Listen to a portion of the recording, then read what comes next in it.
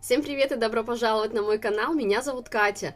В этом видео покажу, как мы сделали камин для фотосессий. Вообще камин это универсальная такая декорация, подходит практически ко всем видам фотосессий, в студии или дома.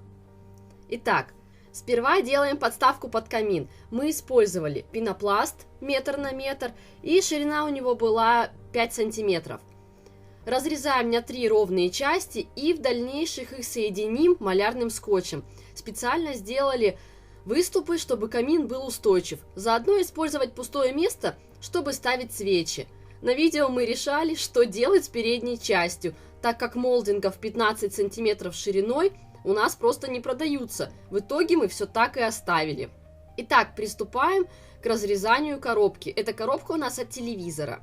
Сперва отмечаем середину коробки по ширине. По высоте мы сделали примерно 40 сантиметров. На видео увидите, как я делаю все измерения. Вообще камин мы хотели сделать еще в 2015 году на новогоднюю фотосессию. Но так как у нас ничего не получилось, целый год коробка так у меня и пролежала. И наконец-то в этом году, в 2016 точнее уже, мы наконец-то взялись и сделали этот камин, чему я очень рада. Это, наверное, самая большая, трудоемкая и трудозатратная декорация, которую мы только делали. Камин делали несколько дней. Как видите, трудились мы большой командой. Все оказалось не так уж и сложно. Итак, точка отсчета у нас есть. Теперь от нее отмеряем по 20 сантиметров в каждую сторону. Проводим линии и затем проводим линии вниз. У вас должен получиться прямоугольник. Это и будут размеры отверстия для нашего камина. Теперь разрезаем коробку, как показано на видео. По итогу должны получиться будто бы две дверки. Теперь измеряем ширину коробки, чтобы обрезать ненужный картон, а остальное мы загнем внутрь, чтобы сделать стенку. Все разрезаем канцелярским ножом, и пенопласт, и коробку. Дополнительно все склеиваем обязательно малярным скотчем. Именно малярный нужно использовать, а не простой канцелярский.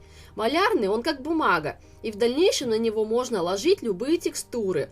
В нашем случае это шпатлевка. Заклеиваем нашу коробку полностью.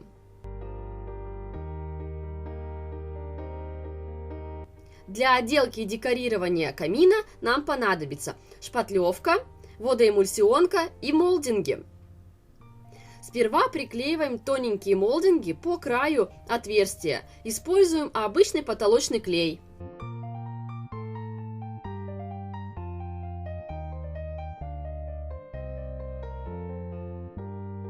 Еще у нас был один пенопласт шириной 4 сантиметра. Его взяли для верхней отделки коробки. Измеряем немного с выступом. Также обрезаем канцелярским ножом. Идеально ровно делать не пытались, так как в дальнейшем все закроется молдингом.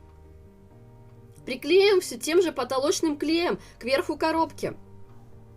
Если честно, пенопласт вообще плохо приклеивается к поверхностям. Поэтому саму коробку приклеиваем малярным скотчем к нашей подставке, спереди и сзади. Приклеиваем молдинг на клей.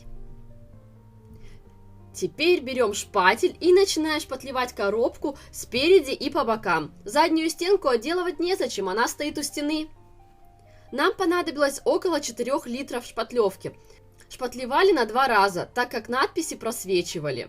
Шпатлевка может быть любая, по дереву или для любых поверхностей. Обращайте внимание на то, что она имеет разный оттенок, от белого до серо-желтого.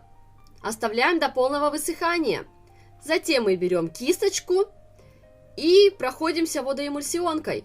И опять оставляем высыхать. И, наконец, наш камин готов. Подробнее рассмотреть камин можно в предыдущих видео. Спасибо за просмотр, подписывайтесь на канал и увидимся в новых видео. Жду ваши комментарии и всем пока!